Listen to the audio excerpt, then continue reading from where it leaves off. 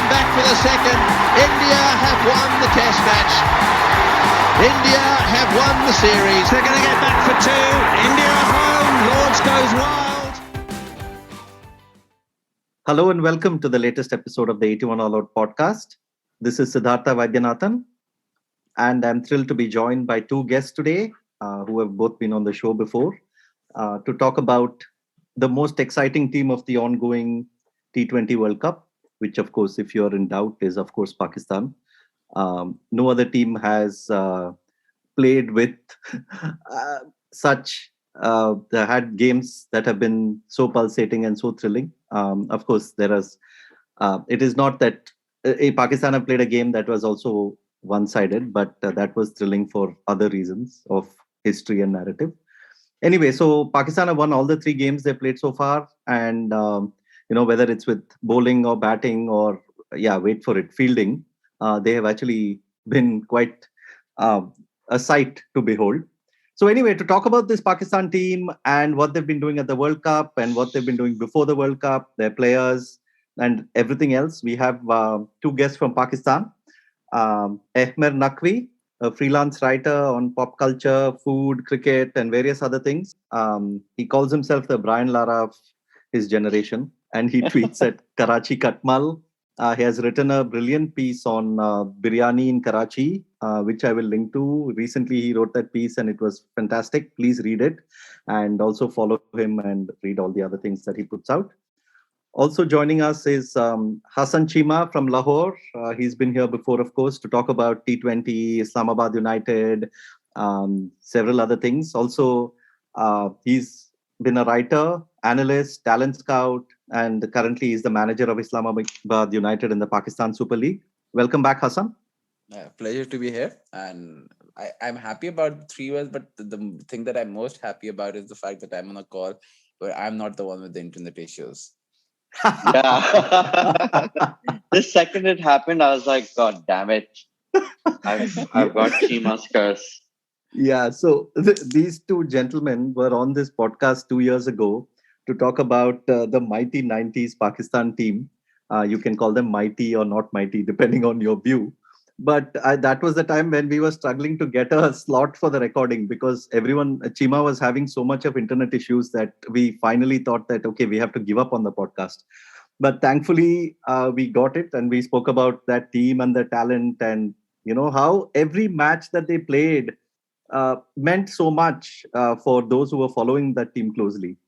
And guys, somehow is this team giving you such vibes? There's something about this team, right? Tell me what you have been feeling while watching this World Cup. I mean, for a lot of these guys, this entire generation, we saw like a trailer of that in like the 2017 Champions Trophy, and over the next 4 years, the second half of the 2019 World Cup aside, they've like struggled in bilateral series, not been able to reproduce the form from that. Whether that was, for a lot of them, it was injuries, carrying injuries and stuff like that. Sometimes it was confidence. Sometimes it was just, the highs and lows of cricket. I mean, they didn't, sometimes the conditions wouldn't be in their favor, all of that stuff. And then coming into this World T20, like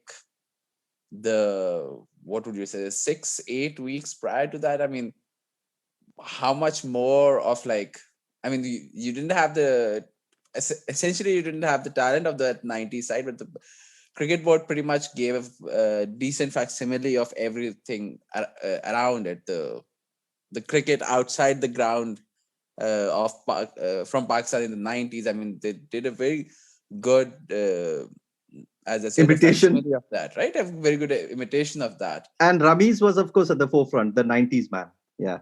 Yeah, but between the Ramiz and the security things, I mean, what the guys have gone through, everyone that you talk to, there was like this sort of a determination to show, basically take responsibility for this team from the guys, from all of that. But honestly, the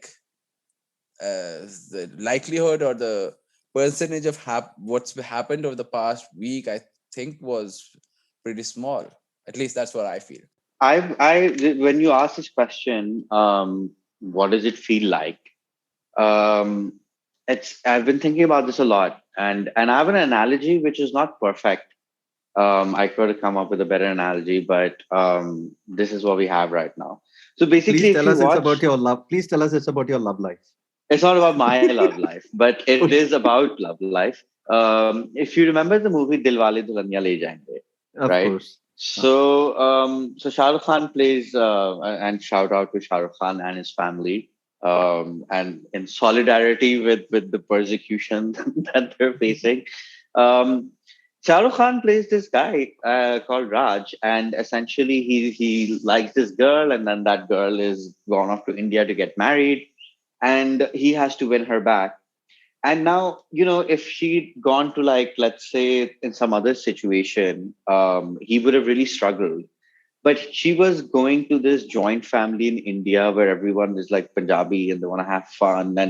And Shah Rukh Khan's character, Raj's character, was perfectly suited for that occasion. He manages to win over everyone there because, yes, he does a great job in being, like, friendly and charismatic, but it was also a really good situation for him. I think this is what this tournament has been like, because yeah, it's been amazing to watch Pakistan do this XYZ, but this story really is about someone like Cheema, someone like his co-manager Rehan, someone like our friend Shoaib, Naveed Imran, Ahmed Khan, who set up the PSL, because you're really watching the PSL. That's what's like. These guys are playing in the UAE, where they've played more cricket than anywhere else.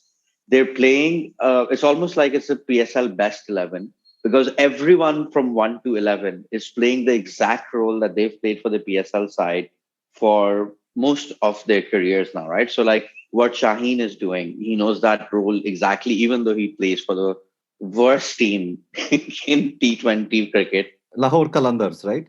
Yeah, the Yeah. one and only. Yeah. Not the only thing Lahore is terrible at, but Yeah.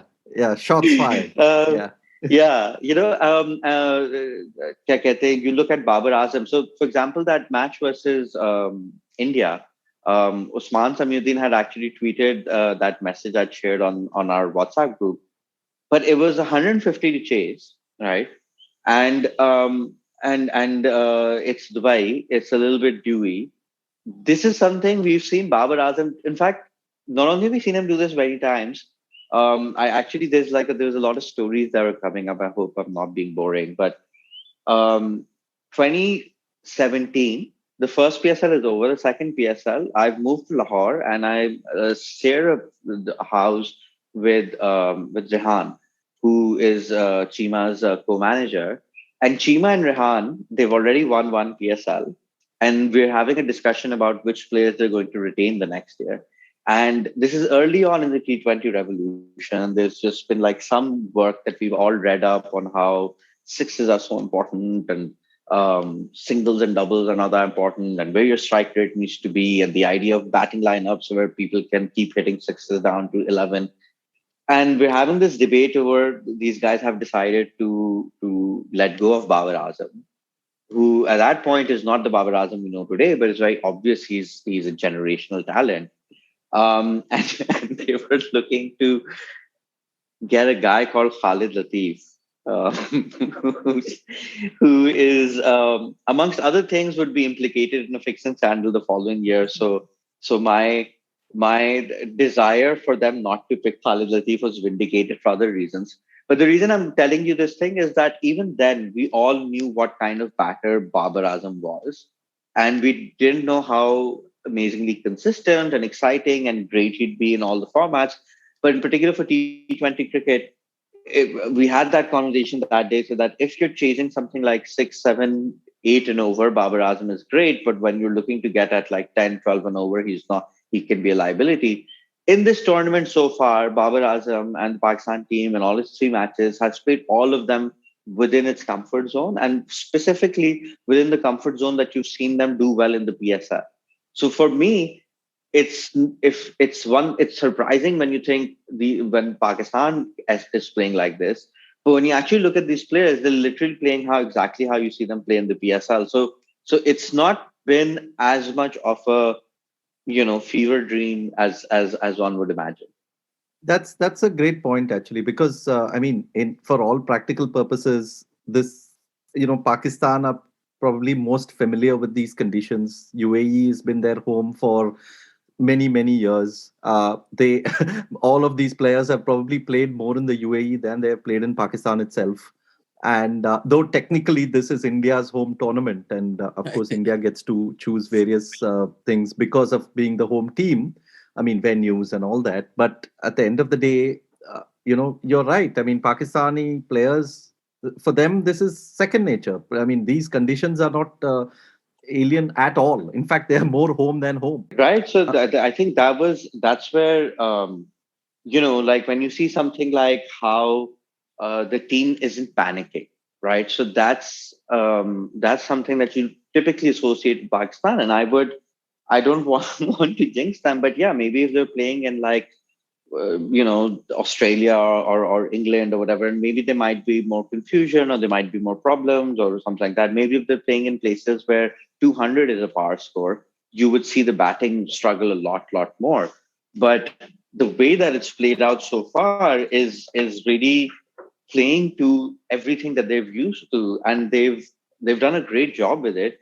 But it also helps that you don't have two negative Nancy's in the dressing room as your manager. You've instead got two new guys who they're so new that the only thing they can really do is encourage these people, right? And in this situation, that's great. Maybe in some other places you'd need new tactics or more specific things. But in the UAE, all of these guys know what they have to do. As you said, they've played here more than they've played at in Pakistan itself. And I think most importantly, and I'm just going to end with this because let you guys all take this forward. But like in that India match, there was something else that really stood out, which was I feel like over the last probably post Mohali, if not longer, you had Pakistani players who would get overawed by the occasion and by their Indian counterpart. Someone like Dhoni, someone like Rohit or Kohli were literally larger than life, and the situation was larger than life. And you could see that in like the really kind of meek ways that we've lost a lot of these matches. And on that day when Kohli was playing, Kohli was the guy who was feeling the pressure, and I really enjoyed it because it was one of the few times that you could see Kohli having to work hard to score his runs against Pakistan. To really was stretched to like by those bowlers, and those bowlers at no point did they look like they were overawed by playing India in a World Cup match. And I think once again, that's you've got the PSL to thank for that because like I think very specifically, Cheema and I have both even written on this like pre-PSL days where we've specifically spoken about like Pakistani players getting overawed by the sensification because they weren't playing at home and they weren't playing in front of big crowds and they weren't playing India regularly, and if you could see that it would get to them versus post PSL, and particularly in this tournament where it's all, as I said before, like it's very much like the muscle memory and the visceral feeling of this tournament is very similar to the PSL's gone past, and I think that's what's coming through. So, Chima, as somebody who has been so closely involved with the PSL and managing the team and things like that, uh, do you feel that kind of rhythm as well? I mean, watching the three Pakistan games, of course, they have chased in all games, so there has been a sense of similarity in the way that the rhythm of the game has progressed. But does it seem to you as well as something that you have seen before many times? Yeah, I mean, it feels like that because like for a lot of these guys, I mean, I was looking up the numbers before the Afghanistan game actually because Afghanistan had won. Rashid Khan rather had won 15 in a row in the UAE, and I wanted to look at what Pakistan's numbers were like, and I shared it in one of the groups with Ahmer as well that before the PSL started, Pakistan had a record of 10 wins, 13 losses in T20 internationals in the UAE. Since the PSL started, it's 14-0, which is like, I mean, at some point that streak is going to end. But the fact that you've played 14 and you've won 14, and that includes like 3-0 against pretty much a full strength with a New Zealand team, 3-0 against an Australian team without like Smith or Warner or like these bowlers, but like pretty much the best of the best of the Big Bash essentially, and like they would roll over these teams. For a lot of these guys, I mean, they know these conditions, they know how to play this way, and I mean the little things matter, like stuff like I remember sitting with Ajmal and Shadab once and them talking about how one side of the Dubai pitch seems to spin more than the other because there's a slight slope. I mean, that's something that Ajmal knows because he used to bowl like 40 overs a day on that pitch. So stuff like that, they know. Then the fact that every year, especially when the PSL was in the UAE, I think the success rate for chases was around 69, 68, 69%. And every year there used to be complaints about like, how it you win the toss, you win the match, and there needs to be like a solution to all of that. And I'm happy that those pointless discussions have been taken to the international level, because like it doesn't matter if you actually get to a good score, you can still defend here. So with a lot of these guys, I mean, yeah, everyone played the IPL this year and last year. They have that experience, but for Pakistani guys, they've been 5 years into this. Even this year with COVID and the postponement, the rest of the tournament was at Abu Dhabi. So guys have that experience. They've been lucky, you could say, with the tosses and stuff like that. But there is also an understanding of how to play here. Maybe if the tournament was elsewhere, like in South Africa or Australia, you wouldn't have the Pakistani batsmen going like this. But these guys, again, most of this generation was also part of the 2017 or the 2019 tournaments, right? The 17 Champions Trophy and the 19 World Cup. The 19 World Cup, they had a poor start, but then they finished off with, I think, 4 or 5 wins in a row, and same with the 17 Champions Trophy, and that was in England. So as long as you've got conditions where your bowlers are able to compete, then Pakistan have got an outside chance. They always have. And then it comes down to like the smaller things, especially the fielding. I mean, that what we've seen from Pakistan in the field, these 3 matches, it's like that's in a 3 matches in a row, that might be the best fielding effort Pakistan's ever had. I mean, before the series, I remember almost every match there used to be. I mean, before this tournament, every match when Pakistan used to feel badly, there used to be talk of Steve Rickson and why Pakistan let Steve Rickson go. Now suddenly it's like Steve Rickson is coaching them from somewhere remotely.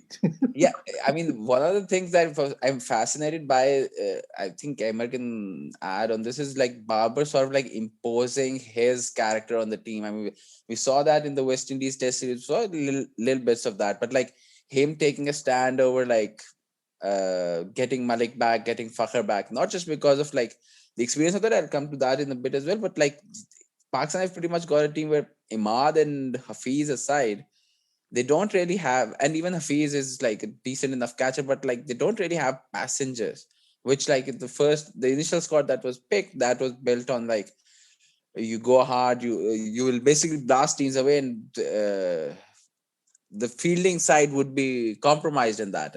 And with him, the one thing that you're seeing over and over again, like uh, getting reports from within the dressing room and like just seeing them on TV, you can see like there is a very clear example of like the leadership of this group, like guys like Babar, Rizwan, and Shadab. Like these are all guys, like Rizwan and Shadab might be the 2 best athletes that I've ever seen in green for Pakistan. I mean, and even Babar, like he's not a natural athlete, but he's someone who will field on hot spots because he works on that part of his game. He absolutely like goes hard into that.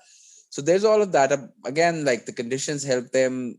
They haven't really been that batting unit hasn't really been tested in a way where, I mean, they've been tested in like 2 tight chases, but they haven't been tested in a way like to force them out of their comfort zones. So it'll be interesting to see how that goes, but hopefully that will be after after this tournament finishes.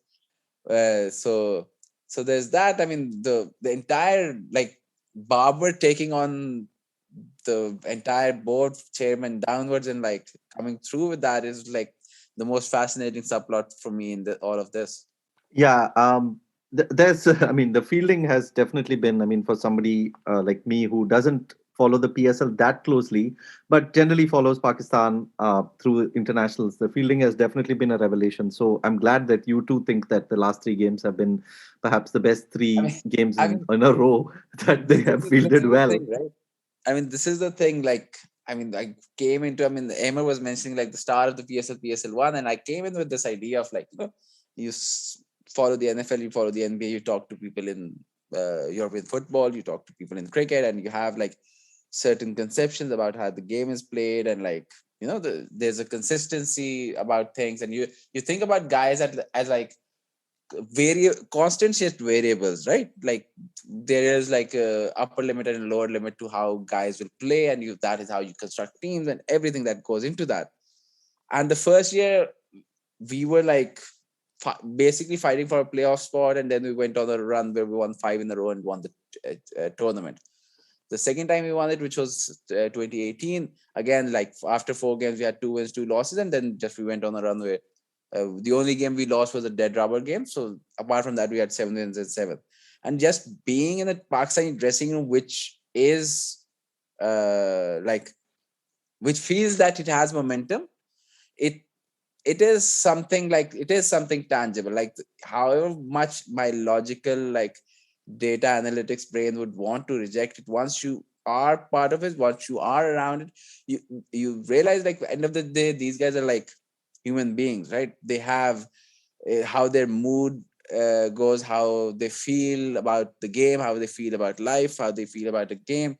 Like all of those things matter. Like I've, I was talking to one of the Pakistani guys, and he said like the Indian national anthem really pumped him up. Not because he's like as a in the game over the last week, not because like how it was like a malicious, like a nationalist sort of thing, but like he said that like 20,000 people in Dubai, like the vast majority of them Indians, like singing that the chorus of that anthem towards the end, like that gives you goosebumps. And obviously he's never going to say that in public considering the relations between the two countries, but he felt like just that sense of like occasion and rising up to that's the thing that really comes through with around Pakistani cricket. I mean, you have the same, well, not the same guys, but a lot of Pakistani cricketers wilt under the pressure, and there's enough guys in this 11 who won't. But even before this tournament, you could have said that about Haris and Asif, for instance.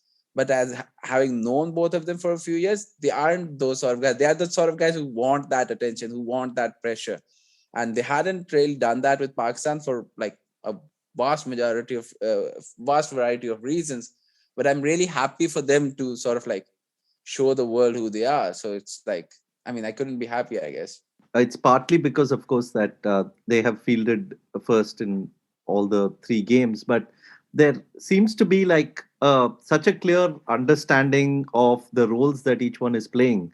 And it's not necessary that they are playing the exact same role in each game, but there is, I mean, there is a element of flexibility as most good teams have. But it also seems that whether it's bowling in the power play or bowling at the death, or whether the batting, the way they're shuffling the batting around, playing with the matchups, they seem to be like totally on top of the ball.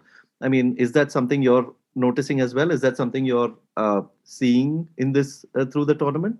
Of course, yeah. I mean, I've talked to a few of the guys, like asking them like who's making the plans, because the plans are actually even more than the wins. I mean, I love the wins and everything, but it's the plans that I've basically been like, I've fallen in love with, because they're actually playing like high percentage cricket. They're playing like logical cricket. And whoever you talk to, they're like, yeah, obviously, I mean, it makes logical sense, right? The lefty comes out, you send in Hafeez, or Malik and Asif play together because Malik is the spin hitter and Asif is the pace hitter and stuff like that. And that's the other thing, like all of them, we're 6 years in. I mean, within the public or within the mediaverse, there was like a lot of doubts about, say, somebody like Asif. But then you talk to the boys and they're like, anyone who's with us, if the Islamabad boys are like, obviously they will always back him. He's won us so many games. And you talk to someone in another franchise and they're like, yeah, people can think whatever they want to think, but at some point in some PSL, he has like torn us apart, right? So like they know each other's games and know like what they're capable of, and they're sort of like encouraging each other into those roles. There's a bit from the coaching staff and the team management, but a lot of the plans that Pakistan have made throughout this, like the matchups and like how to, they haven't really shuffled the batting order except the second game where they sent up Imad so that they could hold Asif back for the death overs, stuff like that. I mean, that comes from like, I mean, he's got his franchise captain as the vice captain of the Pakistan team. He knows what sort of like, role he can play him in. So there's that. But again, it comes back to, it's like you have the plans, you have everything, but would Pakistan be able to execute that? A, and B, it's about, I mean, it's weird for someone who's like understands cricket on the Excel sheets, but it's all about vibes right now. Yeah, and that's the thing, right? I mean, Ahmed, you can probably come in as well about how, I mean, being a fan of a team is, there are different layers to it, but one of the layers to it is when you get intimate enough with the team to start expecting things, and you feel that, okay, this bowler is going to not concede more than 5 runs and over in this 5 runs in this over, or you feel, okay, if 20, this batsman is going to get 20 of this over, and it's almost like instinctive, and it happens because you have intimately followed these players and this team for long enough to realize what they are going to do. Yeah, I think that's Yeah. that's phrasing it really well. If I go back to my DDLJ analogy, like Raj ends up chasing Simran in this Punjabi joint family household who are very open to singing, dancing, drinking, and that plays into Raj's strengths. If he'd gone into some like strict Brahmin family or something, he might not have been able to get Simran to marry him. And I think that's Cheema's talking about vibes, so I guess I'll talk about more logical things because we're flipping things on their head. And I'll say that I want people to truly grasp the bizarreness of what I'm talking about, because basically the Pakistan team, I think, and I've been thinking a lot about since the pandemic, and we've all had a lot more time by ourselves, why people follow sports, right? I think one of the biggest kind of misconceptions, probably amongst fans themselves, is that we think we're doing it to see our team win stuff and to support them when they win a championship or whatever. But I think, I mean, it's really a lot simpler than that, because almost every year just one team wins whatever competition you're talking about. So everybody else is supporting a losing side.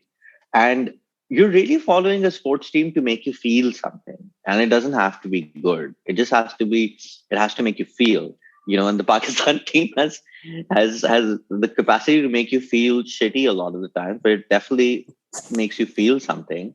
I think that's what takes you in on a team. And sometimes when that team makes you feel something really incredible, the vibes last for a very, very long time. So like in 1992, Pakistan pulls off one of the great tournament victories of all time.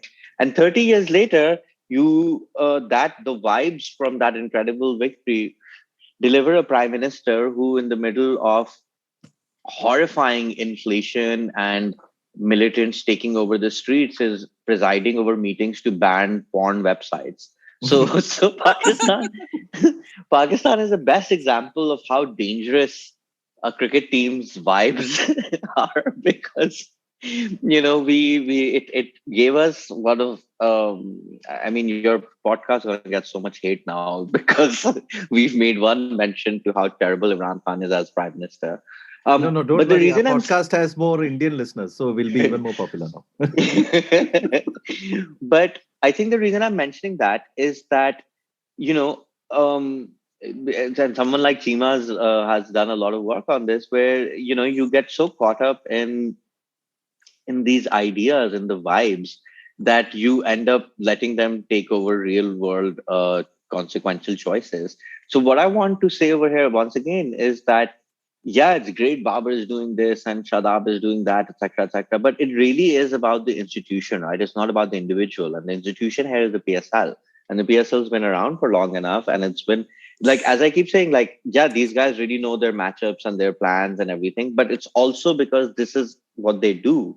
If this tournament is now being held, again, like I said, South Africa, or maybe it's being held inside India, and there's that all that crowd pressure, and the pitches are a lot truer, and 200 is the bare minimum, and all of those stuff. Like, I feel this team will have a very different set of challenges.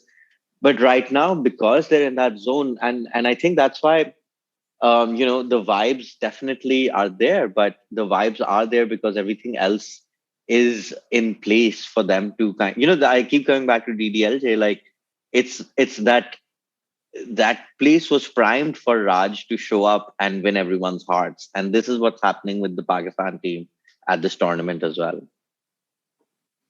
Yeah, I mean, that's a great point about the sports and why we follow, right? I mean, why there has to be a reason why some teams have that little more attraction than others, even though they were probably not as successful over a long term.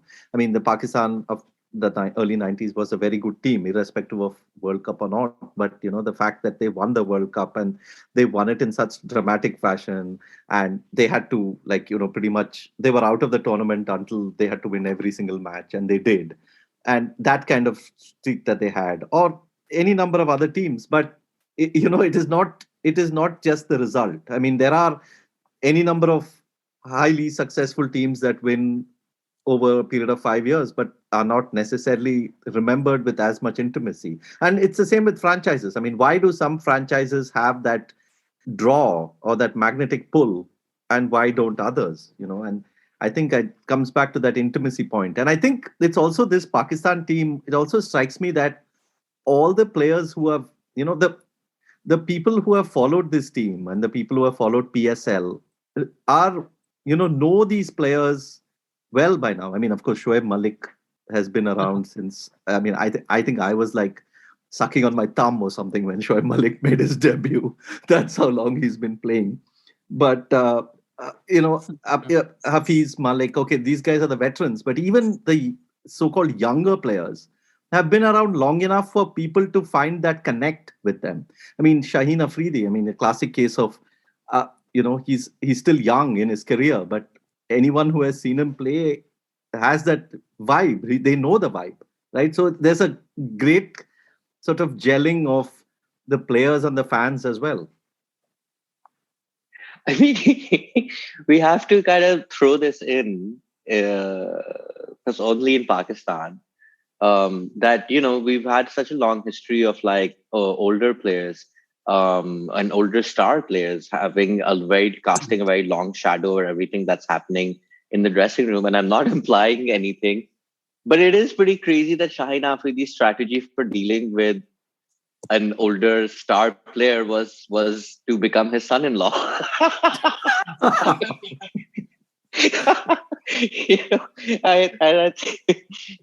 That's helped, because I mean, with senior players in particular, I think another fascinating creature in this team is Shoaib Malik. Shoaib Malik is now older than just about anything that we know on this planet in terms of how long he's been playing cricket. He's older than T20. He's older than T20, right? Like, you get when the last time Lahore won a match, Steve Jobs was still alive and Facebook was 2 years old. But first time Shoaib Malik played a match, like literally dinosaurs were roaming the planet, right? And it's amazing the rebirths of Shoaib Malik over that time, right? He starts off as like yet another 90s teenage prodigy.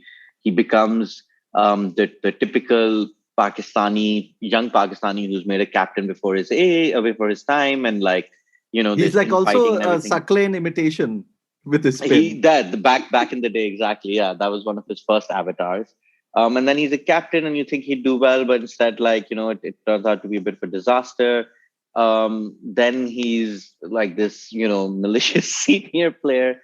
Then he kind of goes away and comes back as like this, social media celebrity. His Twitter bio is completely changed, and he's coming in fashion shoots, and then basically, I think after that kind of run, he's right now he is the older brother to a lot of these players, and it's been really amazing to kind of see because at least in terms of personality and how he's choosing to approach this, you don't see this a lot, unfortunately, in any part of Pakistani society where someone in their 40s is nice to people in their 20s and 30s and becomes a mentor to them. So what Shoaib Malik is doing is really incredible. But because of maybe the numbers and our past, like a lot of us haven't been huge Shoaib Malik fans. But you talk to any of the younger guys, like Asif Ali said that the other day. I've heard Hassan Ali talk about this at length. There's Babar obviously fought to have him in the side, and I think that's we cannot in a society like Pakistan and a team like Pakistan cricket, having somebody who's backing younger players and not creating the kind of divisions that even Malik himself was notorious for is probably the biggest thing that Malik is pulling off right now. And that in itself is huge. Even more than Malik, Hafeez is, Malik has had like a transformation, but Hafeez hasn't really had that. Even over the past 12 months, 18 months, you've seen like once Haider came into the team, for instance, and Hafeez would go on like in public and press conference and like lay into Haider and stuff like that. That's the sort of thing that you expect from like a senior player in Pakistan, especially if the senior player isn't Ahmer was mentioning former greats, but like the worst part for Pakistan has been that guys who were never great, then because they've played like 15, 20 years of cricket, then acting like they were greats throughout Like that time. like the current chairman of the PCB. Oh yes, that who of course is not on commentary, so which is why all this is happening, of course. Yeah, basically the actual vibes, the actual like logical numbers reason is that Pakistan haven't bowled a single ball with Ramiz in the commentary box. So like this is what the actual potential for the Pakistani batting and bowling is, I guess. Yeah. No, and the thing with Shoaib Malik, and I remember we did a podcast, Emir, after the 2019 India-Pakistan World Cup match. And we were discussing then how it's the end for Shoaib Malik. And we said that there is absolutely no way he should play for Pakistan again. And 2 years later, look at this. I mean, he's now at the World Cup and he's like one of the linchpins of this side now. Yeah, Shoaib Malik is like right wing extremism. It's been around since Ronald Reagan, and every time you think it's going away, it comes back stronger than before. And it doesn't even look any different. It looks the same. Yeah, it's just sure. Exactly, and we keep telling ourselves that this is the best thing for society, or this is the will of the silent majority, or whatever. But sometimes it works out for you, and we're in that zone. Hafeez, though, I mean, Hafeez is a very interesting character, and you guys should tell. I mean, I haven't really followed this, like the recent avatars of Hafeez, but I mean, he's like some T20 great, right? I mean, there is something about Hafeez and T20, some love marriage or something there.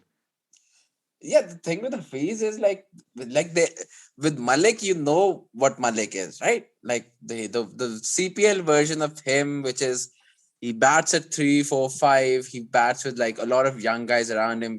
So for instance, with Guyana, he had like I think Puran and Brandon King and I think Hetmyer was in that squad when they won like 12 or 13 games in a row. They won. Yeah. So now this year with Zalmi, he had like he was betting with Haider or he was betting with Sherfane Rutherford and guys like that. So he has a pretty specific niche of like on a 160 to a 180 to a 200 sort of wicket, he becomes like a middle order anchor. He's a very good hitter against spin, and he can basically everyone can bat around him, that sort of thing.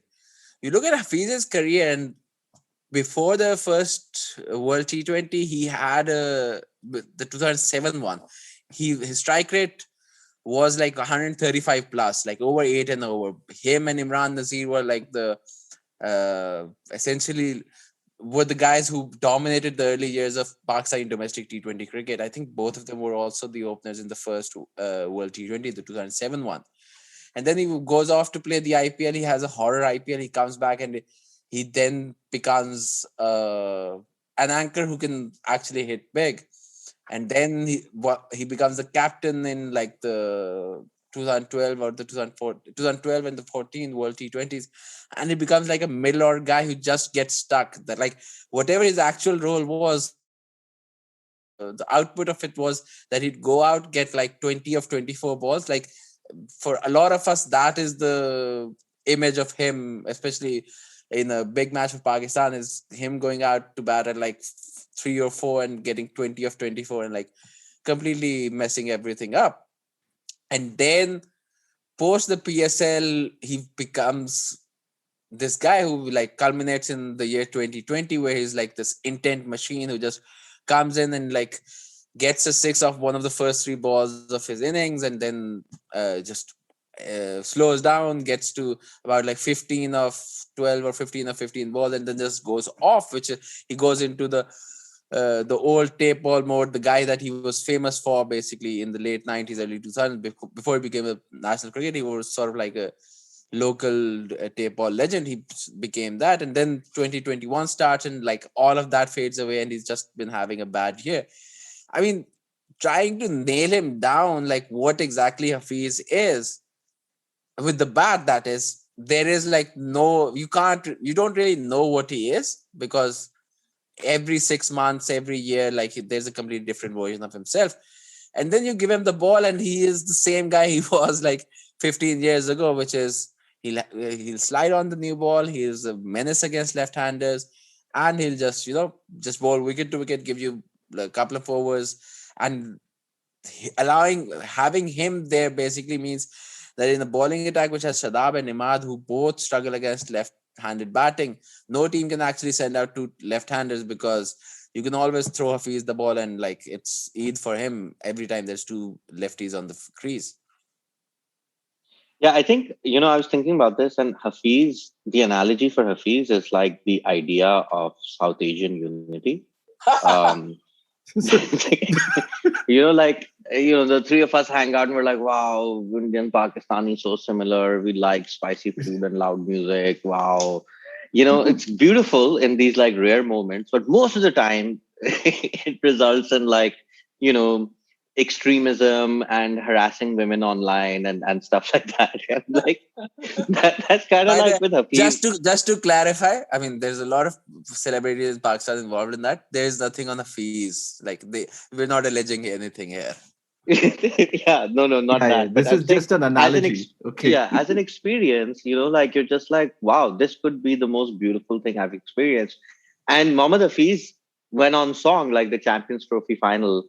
The innings he played there, that's just as good as like sharing a beautiful evening with people from the other side of the border. But most of the times it's just Hafeez is caught up in his own bullshit, for lack of a better term.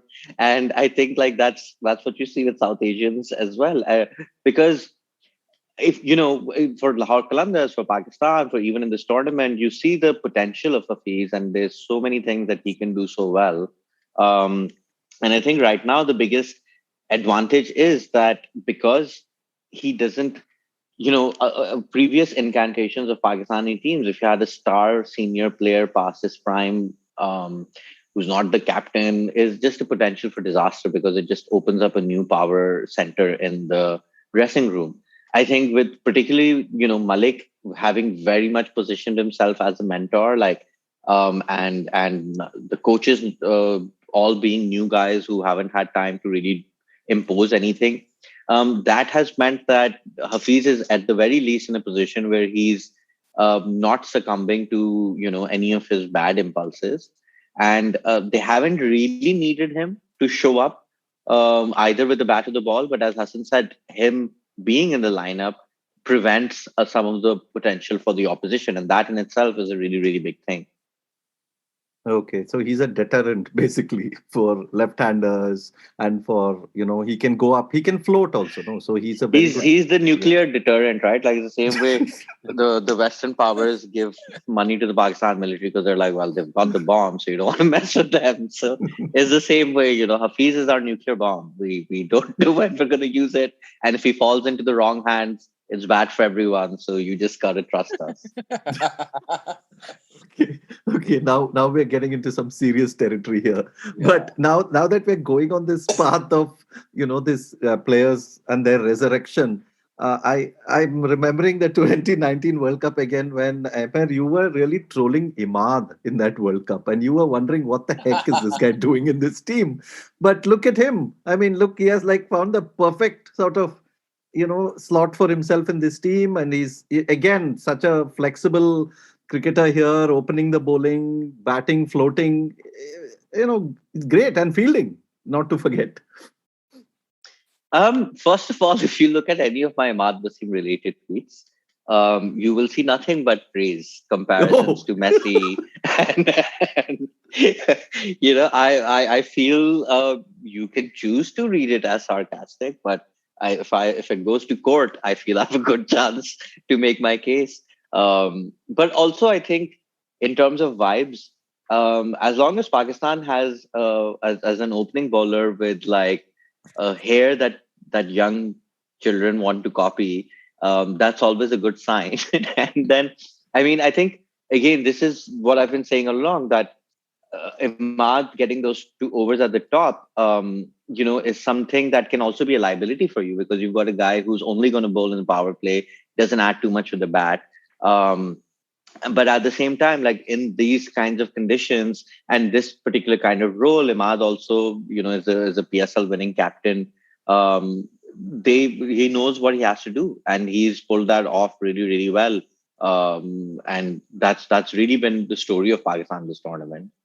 I feel like Imad is also like a very, even more than say a Babar or Shaheen, is like the personification of this team, in the sense that this is a guy who goes off to play the Big Bash and goes at like under 6.5 and over there.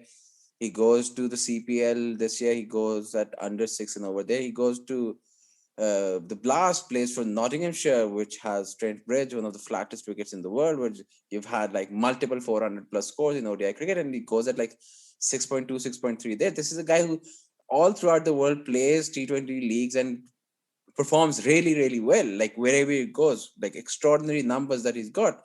But A, because he doesn't play the IPL, and B, because like he's not really a star, but he's sort of a containing bowler. He doesn't get that level of respect. But also because he doesn't play the IPL, so a lot of teams haven't really the highest level of like breaking down a guy and how to combat him hasn't really been something that they face. And you look at this Pakistan team, I mean, Shadab's played like 4 or 5 leagues around the world, like Bangladesh, Australia, CPL. I don't know if he's played the Blast or not. Hassan's played so many leagues. Nawaz is sitting out, and Nawaz is someone who's played like multiple years of the Amzansi League in South Africa. So all of these guys, regardless of what their ages are, they post the PSL, they have like so much experience of T20 cricket. They have so much experience of like playing against these guys that all of these international players, India aside, that they have an idea of like their basic plans, like how do I go about it. And even something like Imad bowling to left-handers, Imad getting Zazai out in the last game, this isn't like something that happened like as an accident, right? This is someone who has a livelihood, who has like 60, 70, $80,000 contracts wherever he goes, and if to be able to earn continue to earn that sort of money, so to be able to play in all of these leagues, he needs to develop his game so he can bowl to left-handers. He can bowl. His stock ball is the left arm in swing to the right-hander in the power play, right? I mean, that's the thing. Like even in Pakistan, we even have our spinners bowling left arm in swing. But doing that, like all throughout the world, there is that sense of experience that he has, which I mean is more than the sum of its parts, which is the personification of this team so far. They might fall short, like come the semi-final, come the final, or something like that.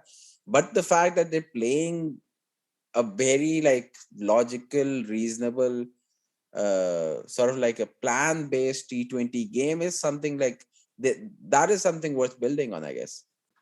Something that I've been feeling in this tournament is that this Pakistan side has been really been discovered not by anyone else more than Indians. And for example, last night they were, by my count, like I think about four former and current Indian cricketers who had tweeted about Asif Ali. Um, and like I think even if you just anecdotally, like on my timeline and everything, outside of like the tragics who watch everything, like for a lot of the casuals in India, Pakistan had just stopped being a cricketing kind of reality almost, right? Like they're not in the IPL, you barely That's play true. them. Um, you hear about maybe one thing or another, usually some kind of scandal or some meme or whatever, but really to see them, and they're playing, they're beating, the non big three teams, and they're playing those, and so no one really cares. And all of a sudden they come in and they really boss India around, and then they're like playing in these other tournaments as well. And I think that's kind of making a lot of other people stand up and take notice. And I'm going to credit the PSL for this. And specifically, I wrote this, and Hassan and I had gone to cover this tournament, domestic T20 tournament pre PSL in Pindi, and then we wrote an essay about it.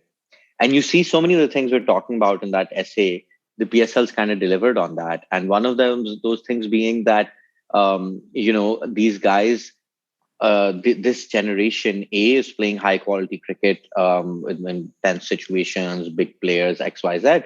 It's also, as Cheema just pointed out, given them the chance to get contracts to play in leagues all over the world, which is like, okay, sure, none of them are the IPL, but they're still picking up a lot of experience. They're playing against a lot of different guys, coaching, this, that, and the other. So it's made them a very different kind of player as well, right? And an analogy that South Asians might understand is, if you've studied only in like the state education system, or you're somebody who got a scholarship and went to a bunch of places abroad, the level of exposure and the things that you're learning is obviously going to be much different. And I think that because of the PSL being around now for 6 editions, there's, for both Pakistani players and fans, there's been some understanding of how good these players are and what their roles are, etc., etc. And I think in this tournament, it's kind of been a coming out party for the league and for its stars, because now you've got, like I think before no one really cared if like Shaheen is not in the IPL. This wasn't a concern, but maybe next season you're thinking like, he really had that top Indian top three in absolute spot of bother. Maybe he should be in the. I don't think he'll be in the IPL, but No, I that think that there'll would be a happen. lot more. But the point you're making is very true. I mean, for me, who in the 90s and 2000s, I mean, Pakistan cricket, international cricket was very much on several Indians' radars. I mean, it was televised regularly. We saw, when Pakistan played other countries also, we got to see all the matches live, ball by ball. Abdul Razak's great fight backs and all are very much in the memory because we've seen all that. But I think for this generation, over the last 5-6 years, uh, it hasn't really been relevant because first of all, India is like now playing so often and playing is so big that Indian cricket is just it consumes everything. And so, to pay attention to other countries, leave alone Pakistan, is not that is not there. So actually, even people in my friend circle who are not like hardcore cricket buffs, but who follow cricket, who generally know what's going on in cricket, they were surprised it went to watch the India Pakistan match, and they said, "When the hell did Pakistan become so good?" And I of course explained to them that no, Pakistan in T20 in the UAE, I mean, it's a different ball game than say Pakistan in a one-day match in Australia. I mean, then in that kind of scenario, you would expect India to win 9 out of 10. But in this kind of a scenario, you're talking the odds change a lot. Yeah, I mean, it's like one thing, the thing that you're mentioning right now. I mean, someone pointed this out to me a couple of days ago that a week ago, probably more people in India knew about Radha Naveed than they knew about Shaheen Afridi. That's That true. is, that's basically like how the relationship with the two countries has been. And it's sort of like for a lot of these guys, I mean, I was mentioning earlier the 17 and 19 tournaments because this is a Pakistani team which thrives. I mean, yeah, they lost both the 17, the first game to India, and the 19 first game to India. But we've seen like an example of them actually thriving under pressure, them performing when, I mean, it's a cliche and I hate using that considering everything that I say otherwise, but like when they are cornered, like they have stood up. We've seen teams like say the 2017, for instance, or even the 2003 team, the fag end of their the 90s generation. I mean, them basically like wilting under uh, essentially pressure of the situation and stuff like that. These guys haven't done that. And at the end of the day, it's also about like the skill level. Like I was talking about Imad developing a carom ball. I don't think he was even bowled once so far in this tournament, but Imad even developing a carom ball is a byproduct of him having to play all of these leagues and needing to improve himself. But like the perfect example of that, like Ahmer was just talking about like guys playing around the world, and it hit me like, if you're Asif Ali, I still remember the first PSL when we won that, the prize money for that, he used that to actually get married. Like, I mean, because he could have actually afford to do that. And like the other year that we won that, he went out and bought his own house because he'd always lived in a rented house. And how do you expect someone to be a professional when he can't really afford to have his lifestyle that a professional cricket demands? But that's just the financial side of it. But like playing around leagues around the world, if you are playing in the PSL or if you are going to play the CPL, and in Asif's case, like 2 seasons here with Islamabad and 2 seasons in the CPL, like he has had four full months of being in the nets with Andre Russell. And even if he's can't really talk to him, or even if there's a language barrier, seeing somebody like Dre actually practice in the nets, like the drills that he does, stuff like that, I mean, I refuse to believe that that isn't something that you can't pick on. You have to be like, you have to actively go out of your way to like combat that if you're going to if you're not going to learn. And that's the thing, like the thing that Pakistan was missing, like what happened between say 2008 and 2016 was like everyone had the IPL. Like Pakistan had it in 2008, but like 2009 onwards, Pakistani guys were banned for 6 or 7 years. Think about it, like this is sort of like you have those networking conferences all over Dubai, or like in like different places, like they see go off to Bangkok or somewhere else, and like everyone networks. Now imagine if like there's 10 companies in the field and nine of them gather together every year for that networking conference, and like one of them is excluded from that. And to after like 6, 7, 8 years, that company is going to be like left behind because they aren't up to date with all of those things. And then once you introduce them to all of that, it is bound to like affect their games, I guess. Yeah, I mean it's similar to the West Indies teams of the early 2010s, and the team that won the two World Cups, two previous World Cups, right? I mean, you had all their players who are traveling all over the world, playing so many different leagues and getting exposure. And so, for them to then go to Sri Lanka or go to India to face those conditions, it then comes as second nature because they've been in those situations before. So this is, yeah. And again, the example is the perfect situation here for Pakistan is that these are 150 160 games. Yeah. I mean, who knows how well they would do if this was like a 220 tournament. I mean, that could have changed the things considerably. But I mean, that's the thing, right? You look at the PSL throughout the world. You've seen guys, basically teams, and like develop games where it's top order bankers who define your entire thing, right? Even if you weren't an opener, you look at somebody like a Buckler or Stokes going up the order and playing those roles. And again, because the PSL came a little later, Pakistan had like Shajir, or to an extent there wasn't really anyone else. And all of the Pakistani guys that went up, you look at Rizwan, you look at Babar, you look at whoever, they went up to basically become anchors, because by the time the PSL started, the entire T20 ecosystem had developed to such a point that every team could then go out and get a Chris Lynn, get a Colin Munro, get an Alex Hales, get a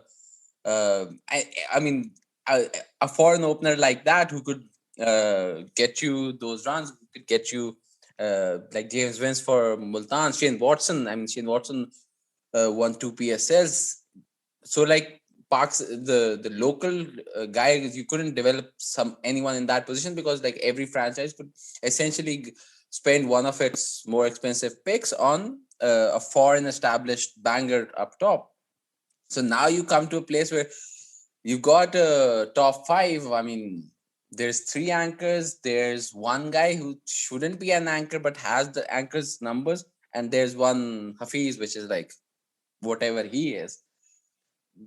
So there's limitations to that. If you're playing in Australia, there's limitations to that. But then it comes back to like if you're playing in India, I think there would be limitations. You get to like 210, 220 runs, and the probability of Pakistan winning would reduce dramatically.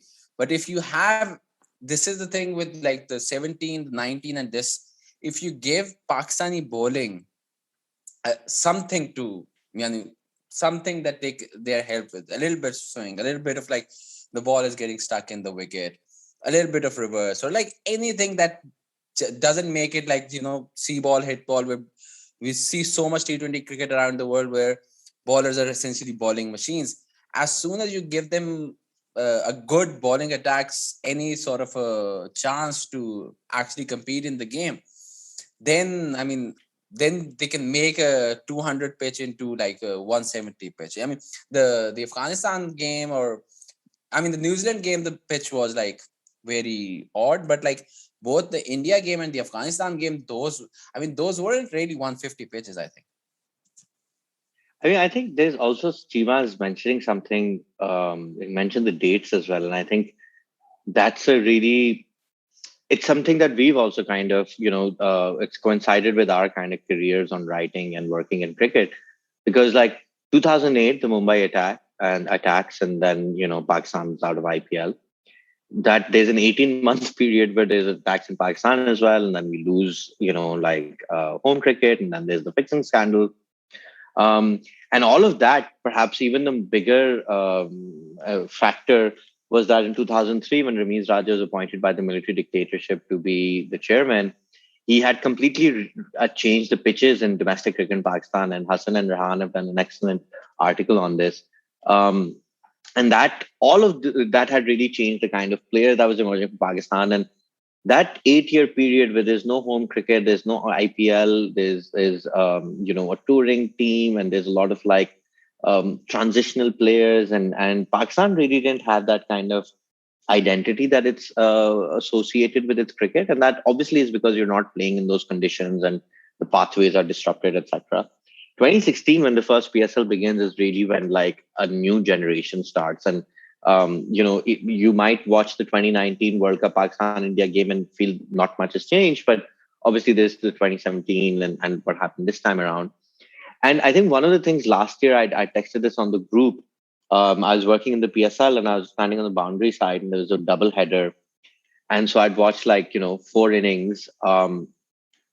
And it was such a beautiful experience, such a reaffirming experience, because all of a sudden I could just see young fast bowlers everywhere I looked, right? So you've got Shaheen Shah Afridi and Haris Rauf and Hassan Ali that are making, in the 11 right now.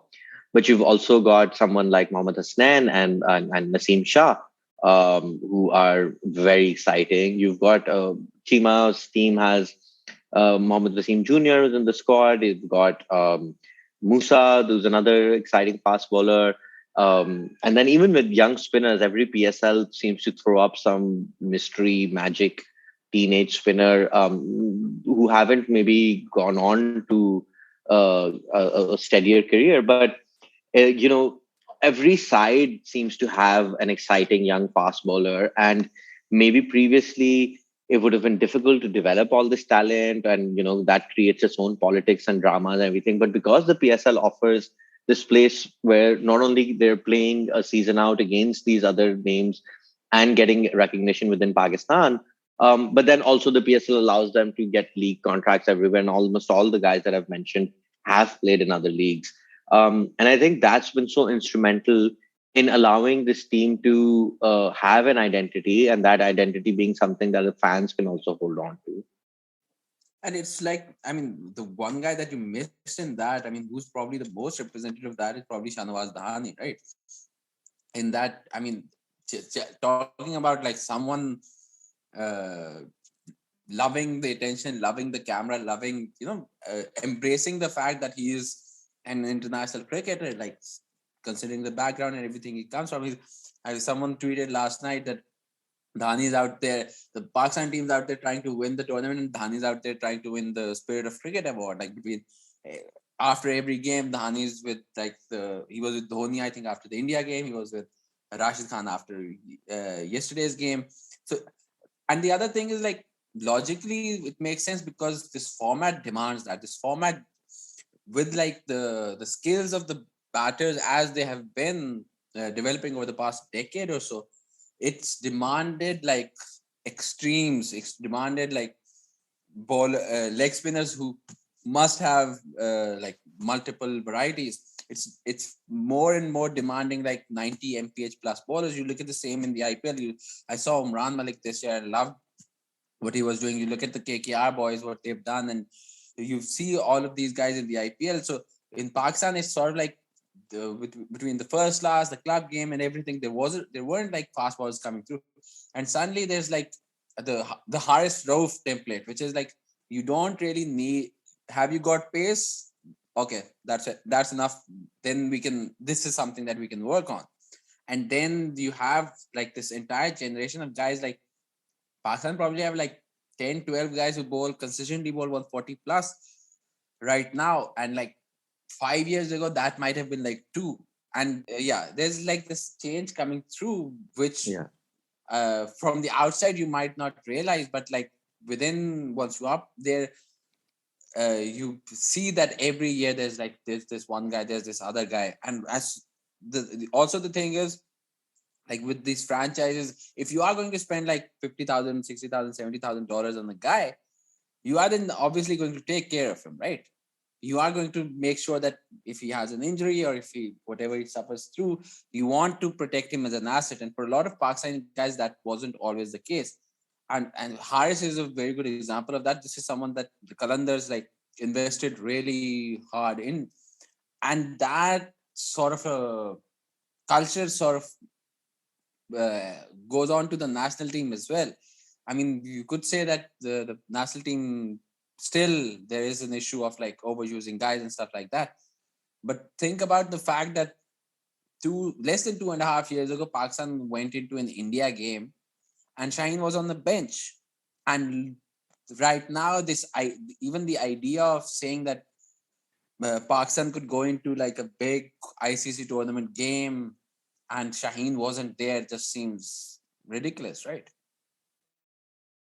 Yeah, I mean, in hindsight, a lot of the decisions that Pakistan took seem ridiculous, but that's also partly because they are doing so well now, I guess. So, there will be a bias to sort of compare and contrast. But the thing is that the other thing about this team, I mean, of course, we shouldn't forget that, there is also this, we have been talking primarily about cricket, but there is also this large sort of overarching, the narratives that Pakistan are also comfortably like sailing through. I mean, of course, there's the famous India narrative where they hadn't lost to India in a World Cup. And however silly you think the narrative is, the fact is that, it was going on as a refrain for every time the teams played.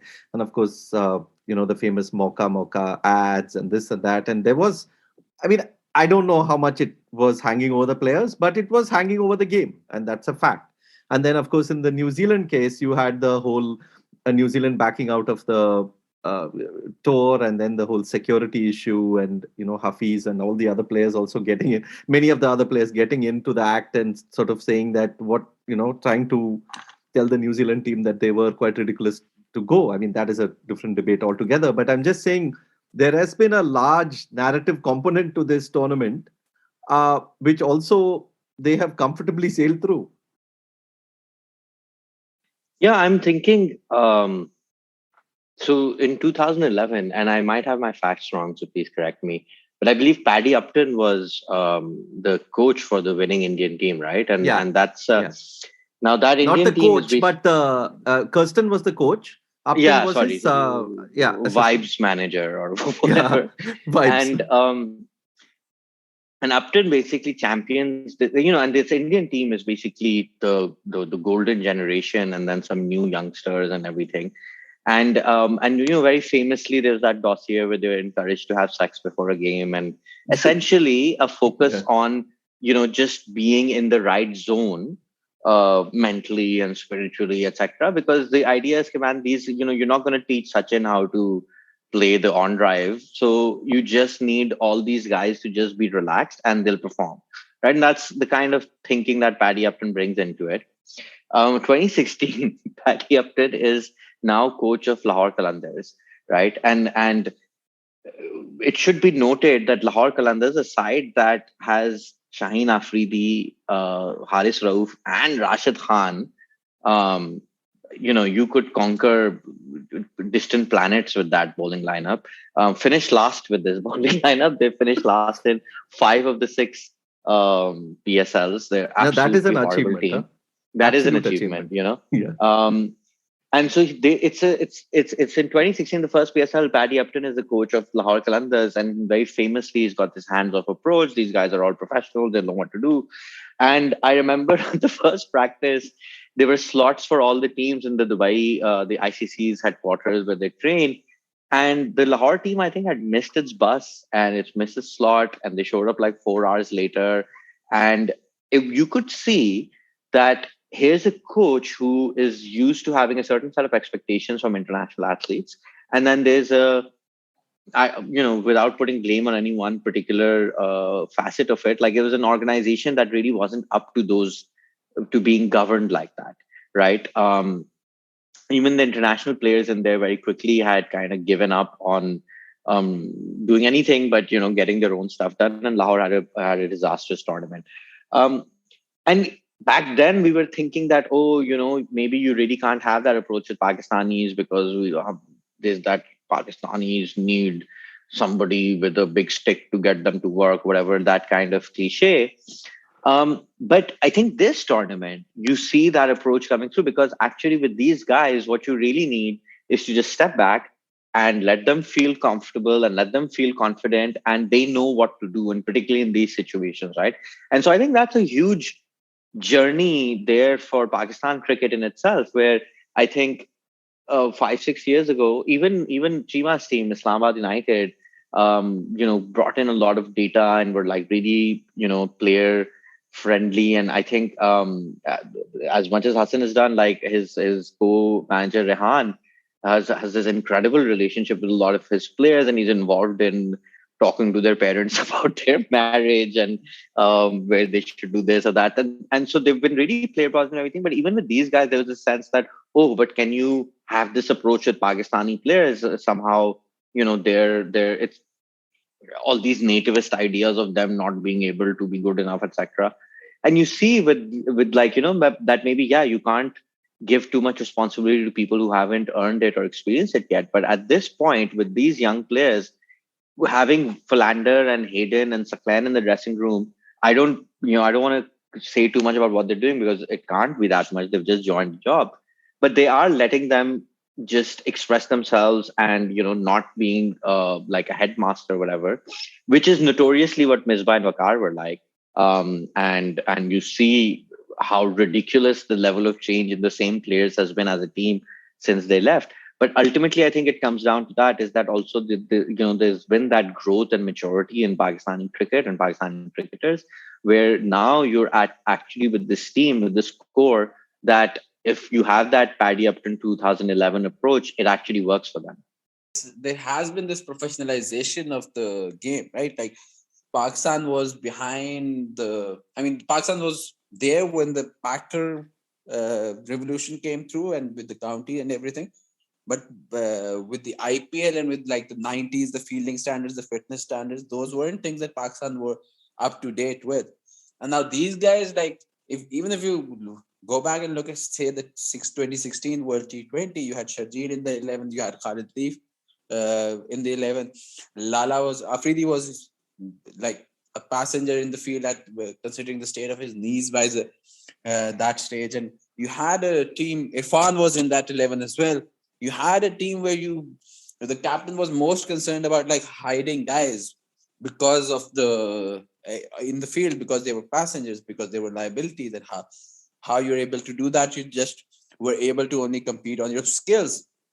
Now, yeah, the guys have skills and stuff like that, but they're also like fit enough to actually compete with the best in the world. They have enough experience where they have their own plans with which they can execute accordingly. And like every single time that you talk to these guys, like over the past week or so, basically since the regime changed, the thing that they always mention is that now whatever the plans are, like we discuss amongst each other, and like that is how we end up executing it, which is a level of like responsibility and professionalism which, I mean, Ahmed and I have been covering Pakistan cricket for 10 years.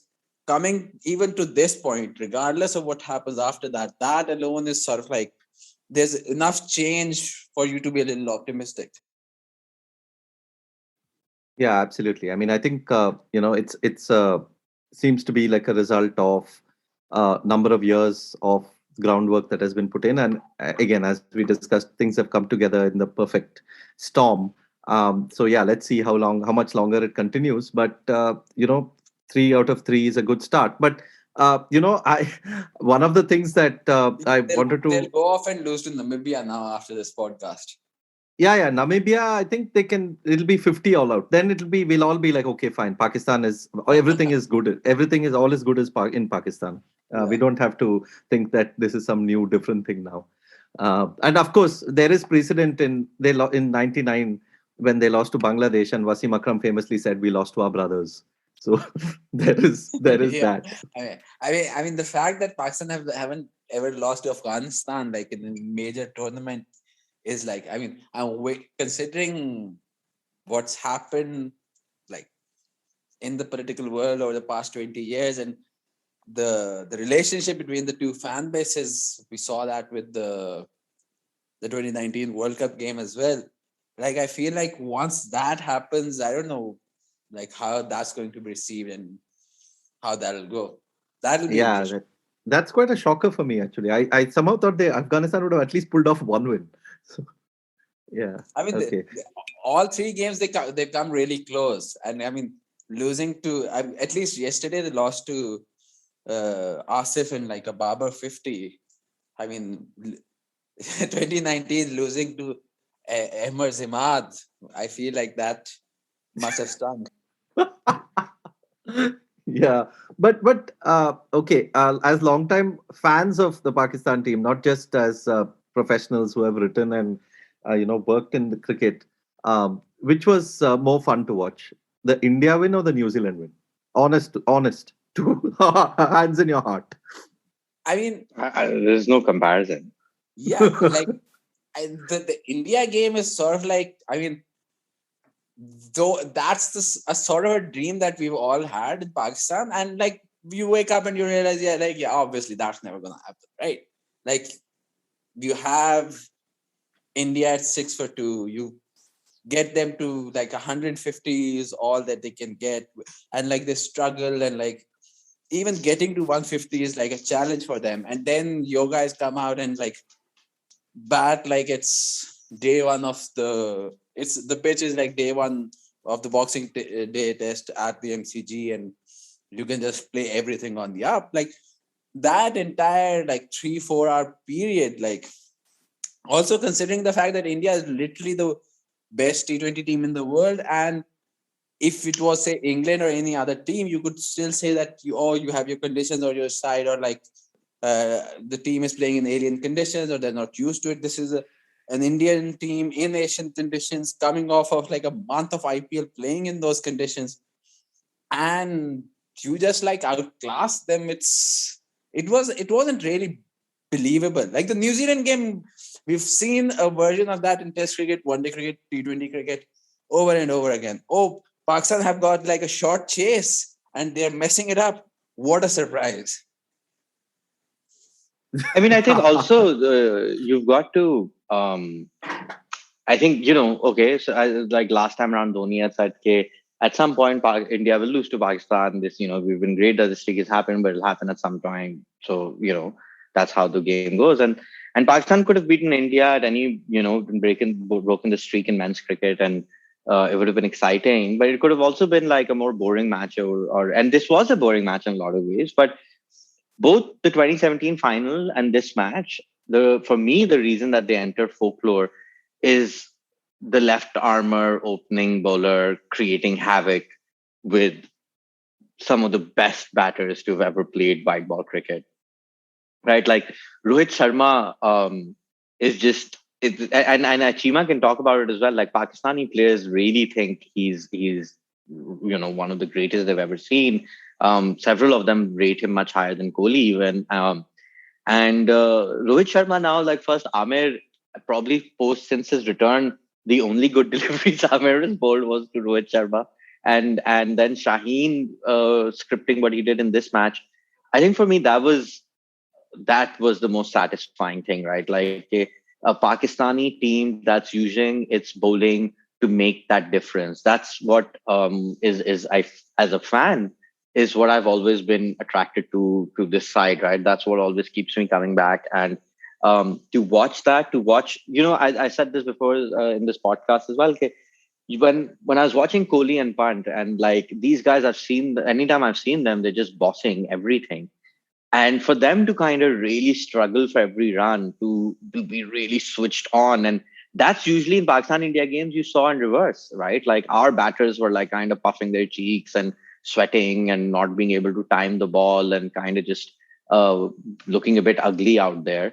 So that, for me, what was made this so incredible, and that kind of linked into all the other legends that we have. Because, like, I mean, with New Zealand, for someone my age, where you privilege memories of your childhood. Like New Zealand is a phenomenal team of the last 10 years. But somewhere in my head, it's always like, man, we always used to beat New Zealand. Who cares? So I personally had no bone in that. But with India, and beating India with our bowling, beating India where we had memorable deliveries that Usman Samiuddin is writing articles on, that's Paisa Vasool for me. And, I would have been shell-shocked had you said New Zealand was more satisfying. I was being tongue-in-cheek, of course. Yeah. I mean, also the thing with that is that we at least have like a template of between Ahmer in 17, or even the Asia Cup, the game Pakistan scored like 80 odd in 2016 and still like made a game out of it because of Ahmer up top. So there is still like a history to that. What Rizwan and Babar did, I mean, there is nothing on that in Pakistani-India game from Pakistani side in at least like 15 to 20 years, right? This is the sort of thing like what Dhawan and Rohit did against Pakistan in the 2018 Asia Cup. This is the sort of thing you expect the Indian batsmen to do against Pakistani bowlers, which is like Ahmer was mentioning, like Rohit. The thing with Rohit, like these guys, you talk to the Pakistani guys, I think Hassan Ali has been probably most obviously saying that in like interviews and stuff like that.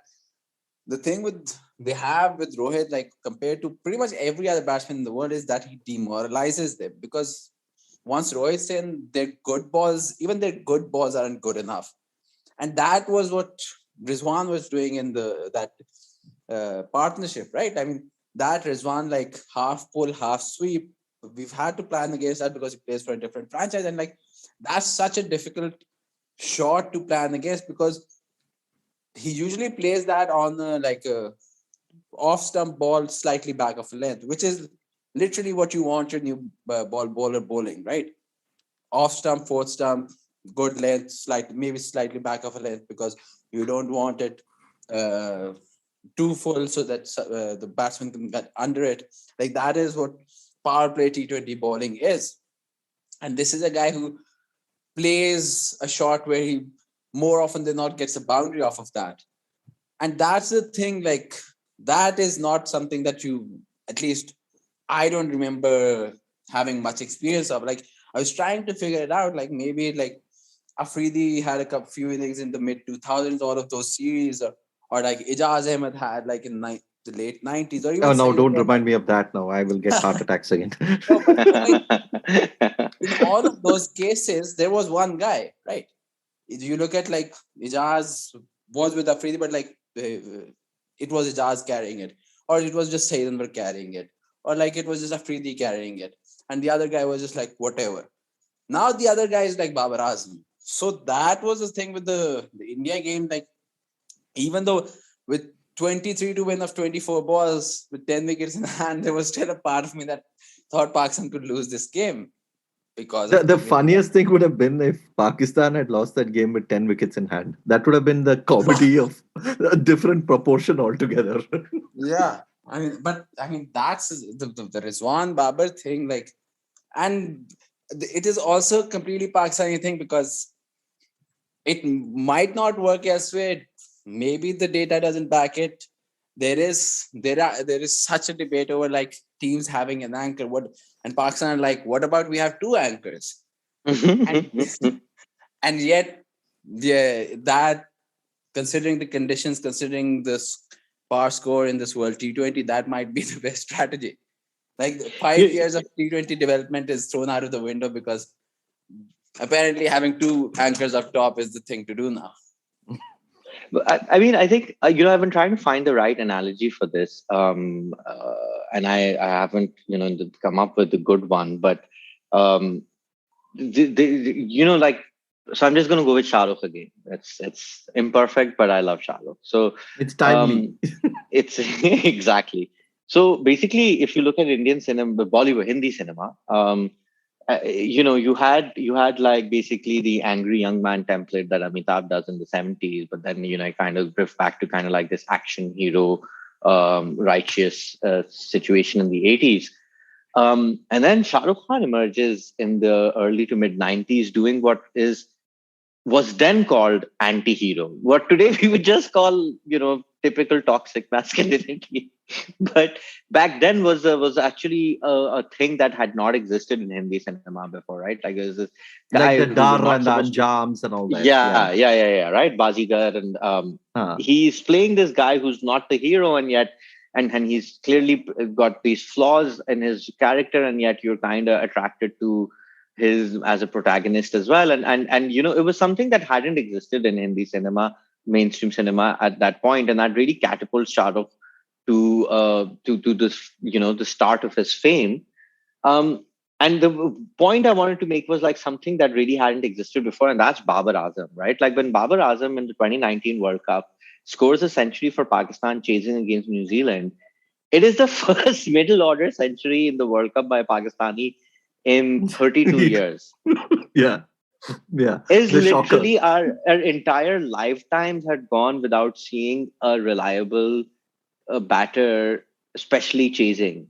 That just gone, that was just, I think you could say, you had Miyadad really was like the last guy where you could count on like chasing down targets. And that's like essentially the early 90s. And since then, again, you are unfair to Salim Malik again and again and again. And okay. Salim Malik, right? Like his peak of like chasing, and I'm sure there'll be a billion stats. I'm not going to get into this, but point is that whenever that happened, since then it'd been like 20, 25 years. Yeah. We had no conception of something like that happening. And I feel, like I would go back to this, like in this PSL, not this one, the fifth one. Shaheen Shah Afridi for Lahore, Babar Azam for Karachi, big match, and Shaheen bowls out Babar Azam this the beauty. First over, right? Yeah. And then he goes and like he's like kind of apologizing almost for everything. I think for this generation, and particularly for the bowlers, Babar Azam is really like, they recognize that we've got somebody on our side who's as good as anyone else in the world. And I think the impact that it has on it, is that someone like Shaheen or Haris thinks that, well, if I can bowl to Babar, I can bowl to Kohli, I can bowl to Kane or Steve Smith or whatever. I think that's a huge, huge, huge difference, right? When you can see that, it's not just that like I'm playing impossible odds. I've got a guy that even if I don't bowl 4 perfect overs today, he can make a difference. And now, again, the data guys might argue that actually Babar Azam isn't making a difference or whatever. But in terms of his impact, in terms of his the confidence that he creates in his side, it's huge. And I think that you see that again in the batting as well. That whereas previously, and we'll still a panicky side, but again, having Babar in the side is a huge, huge thing for the rest of these guys, and not just this generation, but like Pakistan cricket for decades now, where you don't have a guy that you can rely on to stand up as a batter, right? And if you've got even 10% of that, as Cheema's pointed out, like with Pakistani bowling attack traditionally and in this tournament, even if you give them a little bit of the pitch or the conditions or something has enough in it to give them a chance, they will run with that chance. And I think Pakistan, again, it's like if you follow the NFL, uh, you've Pakistan is like the Ravens and their run game, right? Like this is the most pass heavy time in the NFL, and the Ravens are pulling off this insane running game. Not this season so much, but that's what Pakistan is doing here as well. Yeah, the Ravens though are pulling off last minute wins, and Pakistan are also, so that there is Yeah, a sort of a yeah. parallel in that. Yeah, and so I mean, And you're saying Imad and we all know that Lamar Jackson's hero is Imad Wasim. it's So Imad Wasim, of course. I was going to say that, but the point about 2 points. One is that Shaheen, that spell against India, that opening burst against India.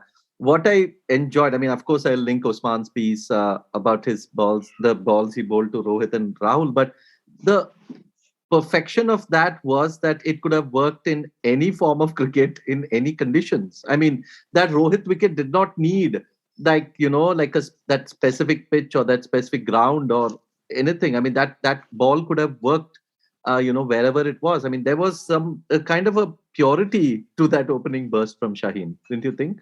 That's the thing. Like again, being around Pakistani guys, you talk about pitch maps, you talk about all of those things, and a Pakistani bowler is someone who's like, regardless of what the format is, I can get an edge or I can like beat him on the inside.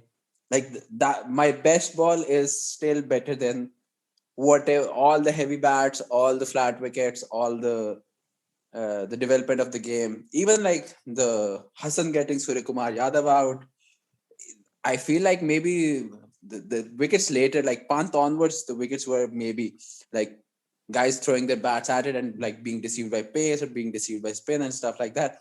But the first three wickets are wickets that you could see in an ODI game anytime in the past 30 years, or you could see in like a red ball game anytime. The the first two Shaheen ones and even the Hassan one, which is like, getting the outside edge of a seam ball. Like that's the thing. And the Pakistan guys grew up with this idea, maybe because they also don't have to face batters on the level that the next generation of Indian guys are. But they still feel like if I have a good ball, a good fourth stump, fifth stump ball, or a good in-swinging left arm in-swing ball, there is nothing that you can do about that. It's regardless of what the format is, what the conditions are. If I nail that, that's all that I need. And it was sort of like a validation of that thinking, the entire power play for me. Looking ahead, I mean, I don't want to ask for predictions, but just any thoughts that you have looking ahead to this tournament? Hopes, fears, whatever? Yeah, so for me, it's sort of like hopes and fears and whatever, like, doesn't matter anymore, because like what I wanted from this tournament, which was a progressive Pakistan team, a sort of Pakistan team that you can actually root for, that gives you more. Like we're not greedy about like trophies and stuff like that. We're not part of the big three where you have certain expectations and stuff like that. We're just happy as long as we've got memories every year or 2 years. I must start off this podcast talking about what it makes you feel. For me, it's sort of like all I want from an ICC event, all I want from a Pakistan team is that there is a memory. There is 10 years down the road, I want to like open up YouTube highlights video of that. That's all I want. And as far as that is concerned, like my benchmarks, like as a fan, that's the benchmark. And as like a logical sort of a data guy, the idea of like Pakistan playing a positive, progressive brand of cricket. I hate that word, but like That's what I'm going to use here. I mean, Pakistan playing that way, that alone for me is like all that I need.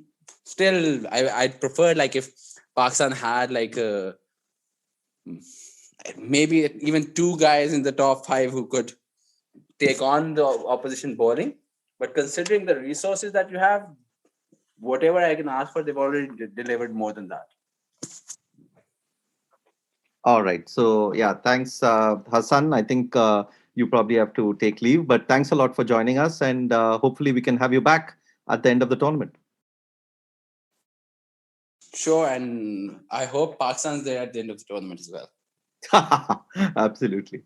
Yeah. So, Ahmer, go ahead. What your thoughts, your final thoughts?